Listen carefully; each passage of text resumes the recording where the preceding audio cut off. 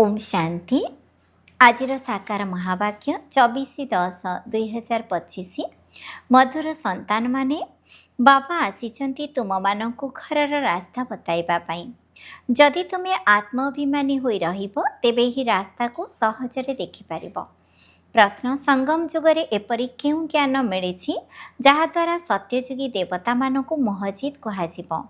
उत्तर, संगम रे बाबा तुम मानकु अमर कथा सुनाई अमर आत्मार ज्ञान देउछन्ति। तुमको ज्ञान मिलिला जे एहा हेउछि पूर्व प्रस्तुत अविनाशी ड्रामा।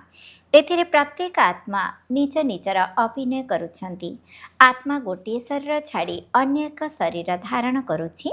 एथिरे कांदिबार कौनसी कथा नाही। ଏହି ଜ୍ଞାନ ଦ୍ୱାରା ହିଁ ସତ୍ୟଯୁଗୀ ଦେବତାମାନଙ୍କୁ ମୋହଜିତ କୁହାଯାଉଛି। ସେଠାରେ ମୃତ୍ୟୁର ନାମ ରହିବ ନାହିଁ। ଖୁସି ଖୁସିରେ ପୁରୁଣା ଶରୀର ଛାଡ଼ି ନୂଆ ଧାରଣ କରିଥାନ୍ତି। गीत अच्छी नयनहीन को राह दिखाओ प्रभु। ओम शांति। मधुर आत्मिक संतान मानक प्रति आत्मिक बाबा कहते कि मु तुमको रास्ता तो देखाऊँगी किंतु प्रथमे निजको आत्मा निश्चय करी बस। देही अभिमानी होई बसिले तुमको बहुत सहज भावे रास्ता देखाजिब। भक्ति मार्ग रे अधा कल्प भ्रमित होइछ। भक्ति मार्गर अनेक सामग्री रही। एबे बाबा बुझाइछन्ति जे अविनाशी पिता जणे ही अटंती। बाबा कहउछन्ति मु तुमको रास्ता देखाउछि। दुनियार लोकमानंकु एहा मध्य जणा नाही जे ईश्वर केउ रास्ता देखाउछन्ति। मुक्ति, जीवन मुक्ति, गति सद्गतिर रास्ता देखाउछन्ति। शांतिधाम को मुक्ति कहा जाए। आत्मा शरीर बिना किछि भी करि पारिबो नाही। कर्मेन्द्र द्वारा ही शब्द उच्चारित होइथाए। मुख द्वारा शब्द उच्चारित हुए।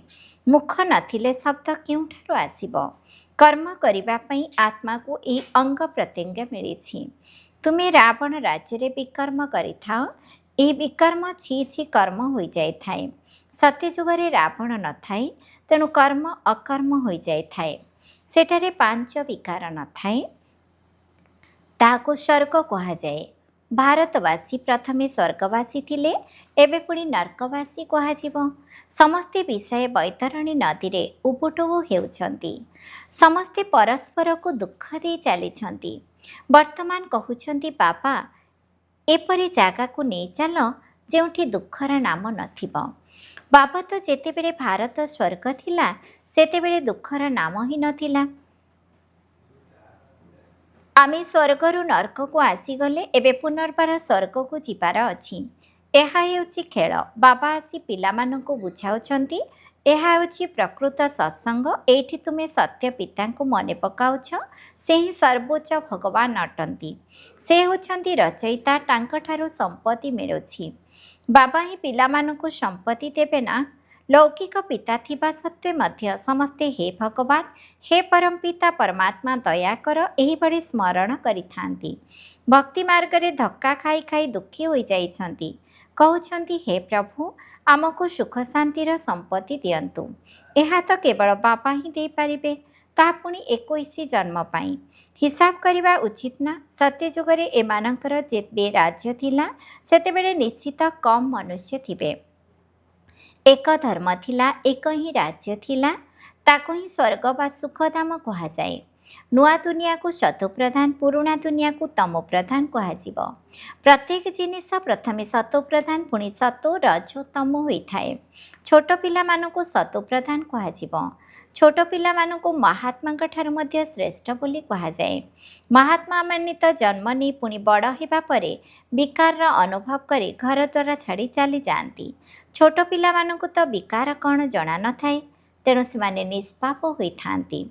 तेणु महात्मा मानंकु ठारु मध्य से मानंकु श्रेष्ठ कहा जाए। देवता मानकर महिमा गायन करती। सर्वगुण संपन्न, 16 कला संपूर्ण साधु मानकर एपरी महिमा केबे करा जाए नाही। बाबा हिंसा एवं अहिंसार अर्थ बुझाइछन्ति। काहाकु मारिबा एहाकु हिंसा कहा जाए।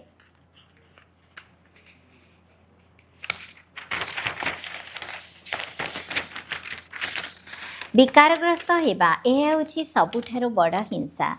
देवता माने हिंसक नुहंती, सेमाने काम विकार अधीन हुअंती नाही। बाबा कहउछन्ति तुम्हमानकु मनुष्यर देवता करिबा पई ବର୍ତ୍ତମାନ ମୁଁ ଆସିଛି। ସତ୍ୟଯୁଗରେ ଦେବତା ଥାଆନ୍ତି। ଏଠାରେ କେହି ବି ନିଜକୁ ଦେବତା କହିପାରିବେ ନାହିଁ। ନିଜକୁ ଭାବିଥାନ୍ତି ଯେ ଆମେ ହେଉଛୁ ପାପୀ, ନୀଚ, ଭିକାରୀ। ତେବେ ନିଜକୁ ଦେବତା କିପରି କହିପାରିବା? ତେଣୁ ତ ହିନ୍ଦୁ ଧର୍ମ କହିଦେଇଛନ୍ତି। ବାସ୍ତବରେ ସତ୍ୟଯୁଗରେ ଆଦି ସନାତନ ଦେବୀ ଦେବତା ଧର୍ମ ହିଁ ଥିଲା। ହିନ୍ଦୁ ଅକ୍ଷରତଃ ହିନ୍ଦୁସ୍ତାନ ଶବ୍ଦରୁ ବାହାର କରିଛନ୍ତି। ସେମାନେ ପୁଣି ହିନ୍ଦୁ ଧର୍ମ କହିଦେଇଛନ୍ତି। ତୁମେ ଯଦି କହିବ ଆମେ ଦେବତା ଧର୍ମର, ତେବେ ବି ହିନ୍ଦୁ ତାଲିକାରେ ଲେଖିଦେବେ। କହିବେ ଆମ ତାଲିକାରେ ହିନ୍ଦୁ ଧର୍ମ ହିଁ ଅଛି। ପତିତ ହୋଇଥିବା କାରଣରୁ ନିଜକୁ ଦେବତା କହିପାରନ୍ତି ନାହିଁ। ଏବେ ତୁମେ ଜାଣୁଛ ଯେ ଆମେ ପୂଜ୍ୟ ଦେବତା ଥିଲୁ, ବର୍ତ୍ତମାନ ପୂଜାରୀ ହୋଇଛୁ। ପୂଜା ମଧ୍ୟ ପ୍ରଥମେ ଶିବଙ୍କର ହିଁ କରାଯାଏ, ପୁଣି ପୂଜାରୀମାନେ ବ୍ୟଭିଚାରୀ ହୋଇଯାଆନ୍ତି। ଏକମାତ୍ର ବାବାଙ୍କ ଠାରୁ ହିଁ ସମ୍ପତ୍ତି ମିଳିଥାଏ। ଦେବୀ ତ ଅନେକ ପ୍ରକାରର ଅଛନ୍ତି, ତାଙ୍କଠାରୁ କୌଣସି ସମ୍ପତ୍ତି ମିଳେ ନାହିଁ। ଏହି ବ୍ରହ୍ମାଙ୍କ ଠାରୁ ମଧ୍ୟ ତୁମକୁ ସମ୍ପତ୍ତି ମିଳେ ନାହିଁ। ଜଣେ ହେଉଛନ୍ତି ନିରାକାରୀ ପିତା, ଅନ୍ୟ ଜଣେ ଶରୀରଧାରୀ ପିତା। ସାକାରୀ ପିତା ଥାଇ ମଧ୍ୟ ହେ ଭଗବାନ, ହେ ପରମ ପିତା କହିଥାନ୍ତି। ଲୌକିକ ପିତାଙ୍କୁ ଏପରି କହିବେ ନାହିଁ। ତେବେ ପିତାଙ୍କଠାରୁ ସମ୍ପତ୍ତି ମିଳିଥାଏ। ପତି ଓ ପତ୍ନୀ ହାଫ୍ ପାର୍ଟନର ଅର୍ଥାତ୍ ଅଧା ଭାଗିଦାର ଅଟନ୍ତି। ତେଣୁ ତାଙ୍କୁ ଅଧା ଭାଗ ମିଳିବା ଉଚିତ। ପ୍ରଥମେ ଅଧା ଅଲଗା କରି ପତ୍ନୀକୁ ଦେବା ପରେ ବାକି ଅଧା ଅଂଶ ପିଲାମାନଙ୍କୁ ଦେବା ଉଚିତ। କିନ୍ତୁ ଆଜିକାଲି ତ ପିଲାମାନଙ୍କୁ ହିଁ ସମସ୍ତ ସମ୍ପତ୍ତି ଦେଇ ଦେଉଛନ୍ତି। କେତେକଙ୍କର ପିଲାମାନଙ୍କ ପ୍ରତି ବହୁତ ମୋହ ଥାଏ। ଭାବନ୍ତି ଯେ ଆମେ ମରିଗଲା ପରେ ସନ୍ତାନ ହିଁ ହକଦାର ହେବ। ଆଜିକାଲିର ପିଲାମାନେ ତ ବାପା ଚାଲିଗଲା ପରେ ମାଆଙ୍କୁ ପଚାରୁନାହାନ୍ତି। କେତେକ ମାତୃସ୍ନେହୀ ଅଛନ୍ତି, ଆଉ କେହି ପୁଣି ମାତୃଦ୍ରୋହୀ ମଧ୍ୟ ହୋଇଥାନ୍ତି। ଆଜିକାଲି ଅଧିକାଂଶ ସନ୍ତାନ ମାତୃଦ୍ରୋହୀ ହେଉଛନ୍ତି। ସବୁ ପଇସା ଫାଲତୁରେ ଖର୍ଚ୍ଚ କରି ଉଡ଼ାଇ ଦେଉଛନ୍ତି। ଧର୍ମର ସନ୍ତାନମାନେ ମଧ୍ୟ କେତେକ ଏପରି ଅଛନ୍ତି ଯେ କି ପିତାମାତାଙ୍କୁ ବହୁତ ହଇରାଣ କରନ୍ତି। ଏବେ ପିଲାମାନେ ଗୀତ ଶୁଣିଲେ କହୁଛନ୍ତି, ବାବା ଆମକୁ ସୁଖର ରାସ୍ତା ଦେଖାଅ, ଯେଉଁଠି ସୁଖ ଅଛି। ରାବଣ ରାଜ୍ୟରେ ତ ସୁଖ ହୋଇପାରିବ ନାହିଁ। ଭକ୍ତି ମାର୍ଗରେ ତ ଏତିକି ବି ବୁଝିପାରୁନାହାନ୍ତି ଯେ ଶିବ ଅଲଗା, ଶଙ୍କର ଅଲଗା। ବାସ୍ ମୁଣ୍ଡ ପିଟୁଥାଅ, ଶାସ୍ତ୍ର ପଢ଼ୁଥାଅ। ଆଚ୍ଛା, ଏଥିରୁ କ'ଣ ମିଳିବ? କିଛି ହେଲେ ଜଣା ନାହିଁ। ଏକମାତ୍ର ବାବା ହିଁ ସମସ୍ତଙ୍କର ଶାନ୍ତି ଏବଂ ସୁଖର ଦାତା ଅଟନ୍ତି। ସତ୍ୟଯୁଗରେ ସୁଖ ବି ଅଛି ତ ଶାନ୍ତି ବି ଅଛି। ଭାରତରେ ସୁଖ ଶାନ୍ତି ଥିଲା, ଏବେ ନାହିଁ। ତେଣୁ ଭକ୍ତି କରି ଦ୍ୱାର ଦ୍ୱାର ଭ୍ରମିତ ହେଉଛନ୍ତି। ଏବେ ତୁମେ ଜାଣିଛ ଯେ ଶାନ୍ତିଧାମ ସୁଖଧାମକୁ ଏକମାତ୍ର ବାବା ହିଁ ନେଇଯାଉଛନ୍ତି। ବାବା ଆମେ କେବଳ ଆପଣଙ୍କୁ ମନେ ପକାଇବୁ, ଆପଣଙ୍କ ଠାରୁ ହିଁ ସମ୍ପତ୍ତି ନେବୁ। ବାବା କହୁଛନ୍ତି ଦେହ ସହିତ ଦେହର ସବୁ ସମ୍ବନ୍ଧକୁ ଭୁଲିଯିବାର ଅଛି। ଏକା ବାବାଙ୍କୁ ହିଁ ମନେ ପକାଇବାର ଅଛି। ଆତ୍ମାକୁ ଏଇଠାରେ ହିଁ ପବିତ୍ର ହେବାର ଅଛି। ଯୋଗଯୁକ୍ତ ନହେଲେ ଦଣ୍ଡ ଭୋଗିବାକୁ ପଡ଼ିବ।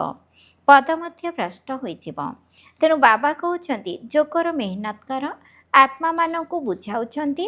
ଆଉ କୌଣସି ସତ୍ସଙ୍ଗ ଆଦିରେ ଏପରି ନାହିଁ ଯେଉଁଠାରେ ଏପରି କହିବେ, ହେ ଆତ୍ମିକ ସନ୍ତାନମାନେ, ଏହା ହେଉଛି ଆଧ୍ୟାତ୍ମିକ ଜ୍ଞାନ, ଯାହାକି ଆତ୍ମିକ ପିତାଙ୍କ ଠାରୁ ସନ୍ତାନମାନଙ୍କୁ ମିଳୁଛି। ରୁହ ଅର୍ଥାତ୍ ନିରାକାର। ଶିବ ମଧ୍ୟ ନିରାକାର ଅଟନ୍ତି ନା? ତୁମର ଆତ୍ମା ମଧ୍ୟ ବିନ୍ଦୁ, ବହୁତ ଛୋଟ। ଦିବ୍ୟ ଦୃଷ୍ଟି ବିନା ତାକୁ କେହି ଦେଖିପାରିବେ ନାହିଁ। ଦିବ୍ୟ ଦୃଷ୍ଟି ବାବା ହିଁ ଦିଅନ୍ତି। ଭକ୍ତମାନେ ବସି ହନୁମାନ, ଗଣେଶ ଆଦିଙ୍କର ପୂଜା କରୁଛନ୍ତି। ତେବେ ବର୍ତ୍ତମାନ ତାଙ୍କର ସାକ୍ଷାତକାର କିପରି ହେବ? ବାବା କହୁଛନ୍ତି ମୁଁ ହିଁ ହେଉଛି ଦିବ୍ୟ ଦୃଷ୍ଟିଦାତା। ଯିଏ ବହୁତ ଭକ୍ତି କରନ୍ତି ସେମାନଙ୍କୁ ହିଁ ସାକ୍ଷାତକାର କରାଇଥାଏ। କିନ୍ତୁ ଏଥିରେ ଫାଇଦା କିଛି ହୁଏ ନାହିଁ। କେବଳ ଖୁସି ହୋଇଯାଆନ୍ତି। ପାପ ତ କରିଥାନ୍ତି, କିଛି ବି ତ ମିଳେ ନାହିଁ। ପାଠପଢ଼ା ବିନା କ'ଣ କିଛି ହୋଇପାରିବ? ଦେବତାମାନେ ସର୍ବଗୁଣ ସମ୍ପନ୍ନ ଅଟନ୍ତି। ତୁମେ ମଧ୍ୟ ଏହିପରି ହୁଅ ନା? ଆଉ ସବୁ ହେଉଛି ଭକ୍ତି ମାର୍ଗର ସାକ୍ଷାତକାର। ବାସ୍ତବରେ କୃଷ୍ଣଙ୍କ ସହିତ ଝୁଲିବା, ସ୍ୱର୍ଗରେ ତାଙ୍କ ସହିତ ରହିବା, ଏହା ତ ପାଠପଢ଼ା ଉପରେ ନିର୍ଭର କରେ। ଯେତିକି ଶ୍ରୀମତରେ ଚାଲିବ ସେତିକି ଉଚ୍ଚପଦ ପାଇବ। ଭଗବାନଙ୍କର ଶ୍ରୀମତ ବୋଲି ଗାୟନ ରହିଛି। ଶ୍ରୀକୃଷ୍ଣଙ୍କର ଶ୍ରୀମତ କୁହାଯିବ ନାହିଁ। ପରମପିତା ପରମାତ୍ମାଙ୍କର ଶ୍ରୀମତ ଆଧାରରେ ଶ୍ରୀକୃଷ୍ଣଙ୍କର ଆତ୍ମା ଏହି ପଦ ପାଇଛନ୍ତି। ତୁମର ଆତ୍ମା ମଧ୍ୟ ଦେବତା ଧର୍ମରେ ଥିଲା, ଅର୍ଥାତ୍ ଶ୍ରୀକୃଷ୍ଣଙ୍କ କୂଳରେ ଥିଲା। ଭାରତବାସୀମାନଙ୍କୁ ଏହା ଜଣା ନାହିଁ ଯେ ରାଧାକୃଷ୍ଣଙ୍କର ପରସ୍ପର ମଧ୍ୟରେ କ'ଣ ସମ୍ପର୍କ ଥିଲା। ଦୁଇ ଜଣ ଅଲଗା ଅଲଗା ରାଜ୍ୟର ଥିଲେ, ପୁଣି ସ୍ୱୟଂବର ପରେ ଲକ୍ଷ୍ମୀ ନାରାୟଣ ହୋଇଥାନ୍ତି। ଏହିସବୁ କଥା ବାବା ହିଁ ଆସି ବୁଝାଉଛନ୍ତି। ଏବେ ତୁମେ ସ୍ୱର୍ଗର ରାଜକୁମାର ରାଜକୁମାରୀ ହେବା ପାଇଁ ପଢ଼ୁଛ। ରାଜକୁମାର କୁମାରୀଙ୍କର ଯେତେବେଳେ ସ୍ୱୟଂବର ହୁଏ ସେତେବେଳେ ନାମ ବଦଳିଯାଏ। ତେବେ ବାବା ପିଲାମାନଙ୍କୁ ଏହିପରି ଦେବତା କରୁଛନ୍ତି। ଯଦି ବାବାଙ୍କ ଶ୍ରୀମତରେ ଚାଲିବ ତେବେ ତୁମେ ଦେବତା ହୋଇପାରିବ। ତୁମେ ହେଉଛ ମୁଖ ବଂଶାବଳୀ, ସେମାନେ ହେଲେ ଗର୍ଭଜାତ ସନ୍ତାନ। ଦୁନିଆର ବ୍ରାହ୍ମଣମାନେ ହାତ ଗଣ୍ଠି ପକାଇଥାନ୍ତି କାମ ଚିତାରେ ବସାଇବା ପାଇଁ। ଏବେ ତୁମେ ସତ୍ୟ ସତ୍ୟ ବ୍ରାହ୍ମଣମାନେ କାମ ଚିତାରୁ ଓହ୍ଲାଇ ଜ୍ଞାନ ଚିତାରେ ବସାଇବା ପାଇଁ ହସ୍ତଗଣ୍ଠି ବାନ୍ଧୁଛ। ତେଣୁ ବିକାରକୁ ତ୍ୟାଗ କରିବାକୁ ହେବ। ଏଠିକାର ପିଲାମାନେ ତ ଲଢ଼େଇ ଝଗଡ଼ା କରି ପଇସା ଆଦି ସବୁ ବର୍ବାଦ କରିଦେଉଛନ୍ତି। ଆଜିକାଲି ଦୁନିଆରେ ବହୁତ ଭ୍ରଷ୍ଟାଚାର ହୋଇଗଲାଣି। ସବୁଠାରୁ ଖରାପ ବେମାରୀ ହେଉଛି ସିନେମା ଦେଖିବା। ଭଲ ପିଲାମାନେ ମଧ୍ୟ ବାଇସ୍କୋପ ଦେଖିବାକୁ ଯାଇ ଖରାପ ହୋଇଯାଇଥାନ୍ତି। ତେଣୁ ବିକେମାନଙ୍କୁ ବାଇସ୍କୋପ ଦେଖିବାକୁ ଯିବାକୁ ମନା। ହଁ, ଯିଏ ମଜବୁତ ଅଛନ୍ତି ସେମାନଙ୍କୁ ବାପା କହୁଛନ୍ତି ସେଠାରେ ମଧ୍ୟ ତୁମେ ଯାଇ ସେବା କର। ତାଙ୍କୁ ବୁଝାଅ ଯେ ଏହା ତ ହେଉଛି ହଦ୍ର ବାଇସ୍କୋପ। ବେହଦର ବାଇସ୍କୋପ ମଧ୍ୟ ରହିଛି। ବେହଦର ବାଇସ୍କୋପରୁ ହିଁ ହଦ୍ର ଏହି ମିଛ ବାଇସ୍କୋପ ତିଆରି ହୋଇଛି। ଏବେ ତୁମମାନଙ୍କୁ ବାବା ବୁଝାଇଛନ୍ତି ଯେ ମୂଳ ବତନ ଯେଉଁଠି ସବୁ ଆତ୍ମାମାନେ ରହନ୍ତି, ପୁଣି ମଝିରେ ସୂକ୍ଷ୍ମ ବତନ ମଧ୍ୟ ରହିଛି। ଏହା ହେଉଛି ସାକାର ବତନ। ସାରା ଖେଳ ଏହିଠାରେ ହିଁ ଚାଲେ। ଏହି ଚକ୍ର ଘୂରି ଚାଲିଥାଏ। ତୁମ ବ୍ରାହ୍ମଣ ସନ୍ତାନମାନଙ୍କୁ ହିଁ ସ୍ୱଦର୍ଶନ ଚକ୍ରଧାରୀ ହେବାର ଅଛି, ଦେବତାମାନଙ୍କୁ ନୁହେଁ। କିନ୍ତୁ ଏହି ଅଳଙ୍କାର ବ୍ରାହ୍ମଣମାନେ ପୁରୁଷାର୍ଥୀ ହୋଇଥିବାରୁ ତାଙ୍କୁ ଦିଆଯାଏ ନାହିଁ। ଆଜି ଭଲ ଭାବରେ ଚାଲୁଛନ୍ତି, କାଲି ତଳକୁ ଚାଲି ଯାଇଥାନ୍ତି। ତେଣୁ ଦେବତାମାନଙ୍କୁ ଅଳଙ୍କାର ଦେଇଛନ୍ତି। ଶ୍ରୀକୃଷ୍ଣଙ୍କ ପାଇଁ ଦେଖାନ୍ତି ଯେ ସ୍ୱଦର୍ଶନ ଚକ୍ର ଦ୍ୱାରା ଅକାସୁର ବକାସୁର ଆଦିଙ୍କୁ ମାରିଲେ। ତାଙ୍କୁ ତ ଅହିଂସା ପରମ ଧର୍ମ କୁହାଯାଉଛି। ପୁଣି ସେ ହିଂସା କିପରି କରିବେ? ଏହା ସବୁ ହେଉଛି ଭକ୍ତି ମାର୍ଗର ସାମଗ୍ରୀ। ଯେଉଁଠାକୁ ଯାଅ ଶିବଙ୍କର ଲିଙ୍ଗ ନିଶ୍ଚିତ ଥିବ। କେବଳ ତାଙ୍କର ନାମ ଅଲଗା ଅଲଗା ରଖିଦେଇଛନ୍ତି। ମାଟିର ଅନେକ ଦେବୀ ମୂର୍ତ୍ତି ତିଆରି କରନ୍ତି, ହଜାର ହଜାର ଟଙ୍କା ଖର୍ଚ୍ଚ କରି ସଜାନ୍ତି, ତିଆରି କରି ପୂଜା କରନ୍ତି, ପାଳନା କରି ପୁଣି ପାଣିରେ ବୁଡ଼ାଇ ଦିଅନ୍ତି। କଣ୍ଢେଇ ପୂଜାରେ କେତେ ପଇସା ଖର୍ଚ୍ଚ କରୁଛନ୍ତି, ହେଲେ କିଛି ବି ତ ମିଳିଲା ନାହିଁ। ବାବା ବୁଝାଉଛନ୍ତି ଏହା ସବୁ ପଇସା ବର୍ବାଦ କରିବାର ଭକ୍ତି ଅଟେ, ଯାହାଦ୍ୱାରା ସିଡ଼ିରୁ ତଳକୁ ଖସି ଆସିଛନ୍ତି। ବାବା ଆସିଲେ ତେବେ ସମସ୍ତଙ୍କର ଉନ୍ନତିର କଳା ହୋଇଥାଏ। ବାବା ସମସ୍ତଙ୍କୁ ଶାନ୍ତିଧାମ ସୁଖଧାମକୁ ନେଇଯାଆନ୍ତି। ଏଠାରେ ପଇସା ବର୍ବାଦ କରିବାର କୌଣସି କଥା ନାହିଁ। ପୁଣି ଭକ୍ତି ମାର୍ଗରେ ତୁମେ ପଇସା ବର୍ବାଦ କରି କରି ଦେବାଳିଆ ହୋଇଯାଇଛ। ସ୍ୱଚ୍ଛଳ ଏବଂ ଦେବାଳିଆ ହେବାର କଥା ବାବା ବସି ବୁଝାଉଛନ୍ତି। ତୁମେ ଏ ଲକ୍ଷ୍ମୀନାରାୟଣଙ୍କର ରାଜକୁଳର ଥିଲ ନା? ବର୍ତ୍ତମାନ ତୁମକୁ ନରରୁ ନାରାୟଣ ହେବାର ଶିକ୍ଷା ଦେଉଛନ୍ତି। ସେହି ପଣ୍ଡିତମାନେ ତିଜ୍ରି କଥା ବା ତୃତୀୟ ନେତ୍ରର କଥା, ଅମର କଥା ଶୁଣାନ୍ତି। ସେସବୁ ମିଛ। କିନ୍ତୁ ଏହା ହେଉଛି ପ୍ରକୃତ ତିଜ୍ରିର କଥା, ଯାହାଦ୍ୱାରା ଆତ୍ମାର ଜ୍ଞାନର ତୃତୀୟ ନେତ୍ର ଖୋଲିଯାଉଛି। ସାରା ଚକ୍ର ବୁଦ୍ଧିରେ ଆସିଯାଉଛି। ତୁମକୁ ଜ୍ଞାନର ତୃତୀୟ ନେତ୍ର ମିଳୁଛି। ଅମର କଥା ମଧ୍ୟ ଶୁଣୁଛ। ଅମର ବାବା ତୁମକୁ କଥା ଶୁଣାଉଛନ୍ତି। ଅମରପୁରୀର ମାଲିକ କରାଉଛନ୍ତି। ଅମରପୁରୀରେ ତୁମକୁ କେବେ ବି ମୃତ୍ୟୁ ହୁଏ ନାହିଁ। ଏଠାରେ ତ ମନୁଷ୍ୟମାନଙ୍କୁ କେତେ କାଳର ଭୟ ରହୁଛି। ସେଠାରେ ଡରିବାର କାନ୍ଦିବାର କୌଣସି କଥା ନାହିଁ। ଖୁସିରେ ପୁରୁଣା ଶରୀର ଛାଡ଼ି ନୂଆ ନିଅନ୍ତି। ଏଠାରେ ଦେହ ତ୍ୟାଗ କଲେ ମନୁଷ୍ୟମାନେ କେତେ କାନ୍ଦନ୍ତି। ଏହା ହେଉଛି କାନ୍ଦିବର ଦୁନିଆ। ବାବା କହୁଛନ୍ତି ଏହା ତ ହେଉଛି ପୂର୍ବ ନିଶ୍ଚିତ ନିର୍ମିତ ଡ୍ରାମା। ପ୍ରତ୍ୟେକ ଆତ୍ମା ନିଜ ନିଜର ଅଭିନୟ କରି ଚାଲିଛନ୍ତି। ଏହି ଦେବତାମାନେ ମୋହଜିତ ଅଟନ୍ତି ନା? ଏହି ଦୁନିଆରେ ତ ଅନେକ ଗୁରୁ ଅଛନ୍ତି, ଯାହାଙ୍କଠାରୁ ଅନେକ ମତ ମିଳୁଛି। ପ୍ରତ୍ୟେକ ବ୍ୟକ୍ତିଙ୍କର ନିଜସ୍ୱ ମତ ଥାଏ। ସନ୍ତୋଷୀ ଦେବୀ ବୋଲି ଜଣେ ଅଛନ୍ତି, ଯାହାଙ୍କର ପୂଜା ହୋଇଥାଏ। ତେବେ ସନ୍ତୋଷୀ ଦେବୀମାନେ ତ ସତ୍ୟଯୁଗରେ ହେବେ, ଏଠାରେ କୁଆଡ଼ୁ ଆସିବେ? ସତ୍ୟଯୁଗରେ ଦେବତାମାନେ ସର୍ବଦା ସନ୍ତୁଷ୍ଟ ଥାଆନ୍ତି। ଏଠାରେ ତ କିଛି ନା କିଛି ଆଶା ରହିଥାଏ। ସେଠାରେ କୌଣସି ଆଶା ନଥାଏ। ବାବା ସମସ୍ତଙ୍କୁ ସନ୍ତୁଷ୍ଟ କରିଦେଇଛନ୍ତି। ତୁମେ ପଦମ୍ପତି ହୋଇଯାଉଛ। କୌଣସି ଅପ୍ରାପ୍ତ ବସ୍ତୁ ନଥାଏ। ଯାହାର ପ୍ରାପ୍ତି ପାଇଁ ଚିନ୍ତା ହେବ ସେଠାରେ ଚିନ୍ତା ହିଁ ନଥାଏ। ବାବା କହୁଛନ୍ତି ମୁଁ ହିଁ ହେଉଛି ସମସ୍ତଙ୍କର ସଦ୍ଗତି ଦାତା। ତୁମ ସନ୍ତାନମାନଙ୍କୁ 21 ଜନ୍ମ ପାଇଁ ଖୁସି ହିଁ ଖୁସି ଦେଇଥାନ୍ତି। ଏପରି ବାବାଙ୍କୁ ନିଶ୍ଚିତ ମନେ ପକାଇବା ଉଚିତ। ବାବାଙ୍କ ସ୍ମୃତିରେ ହିଁ ତୁମର ପାପ ଭସ୍ମ ହେବ ଆଉ ତୁମେ ଶତପ୍ରଧାନ ହୋଇଯିବ। ଏହା ହେଉଛି ବୁଝିବାର କଥା। ଯେତେ ଅନ୍ୟମାନଙ୍କୁ ବୁଝାଇବ ସେତେ ତୁମର ପ୍ରଜା ତିଆରି ହେବେ ଆଉ ତୁମେ ଉଚ୍ଚପଦ ପାଇବ। ଏହା କୌଣସି ସାଧୁମାନଙ୍କର କଥା ନୁହେଁ। ଏକଥା ଭଗବାନ ବସି ବ୍ରହ୍ମାଙ୍କ ମୁଖ ଦ୍ୱାରା ବୁଝାଉଛନ୍ତି। ବର୍ତ୍ତମାନ ତୁମେ ସନ୍ତୁଷ୍ଟ ଦେବୀ ଦେବତା ହେଉଛ। ଏବେ ତୁମକୁ ସମ୍ପୂର୍ଣ୍ଣ ପବିତ୍ର ହେବାର ପ୍ରତିଜ୍ଞା ମଧ୍ୟ କରିବାକୁ ହେବ। କାହିଁକି ନା ତୁମକୁ ପବିତ୍ର ଦୁନିଆକୁ ଯିବାର ଅଛି। ତେଣୁ କେବେ ହେଲେ ପତିତ ହେବାର ନାହିଁ। ବାବା ହିଁ ବ୍ରତ ଶିଖାଇଛନ୍ତି। ମନୁଷ୍ୟମାନେ ତ ପୁଣି ଅନେକ ପ୍ରକାର ବ୍ରତ କରିଦେଇଛନ୍ତି।